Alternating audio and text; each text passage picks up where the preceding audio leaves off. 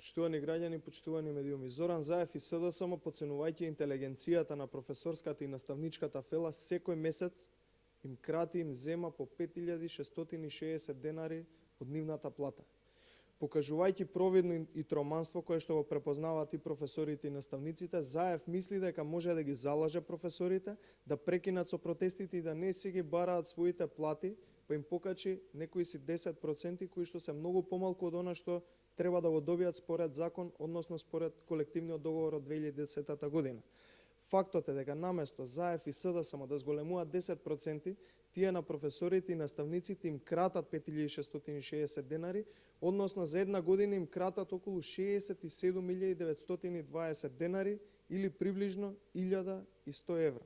Имено, наставниците и професорите во основно и средно образование според колективниот договор од 2010 година подпишан, имаат коефициент на сложено за пресметка на плата од 2,533, кој се множи со минималната плата која моментално изнесува 12.500 денари нето, при што се добива плата од 31.660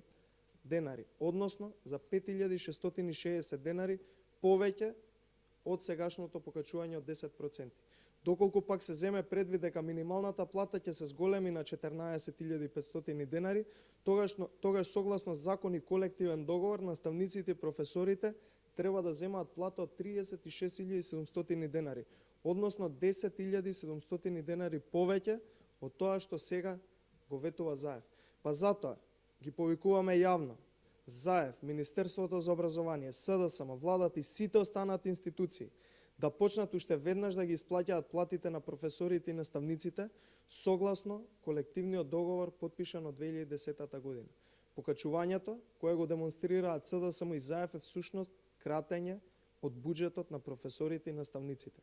Лицемерието на СДСМ и Заев е толку очигледно што на секој можен начин се обидува да ги манипулира сите структури од администрацијата и јавниот сектор.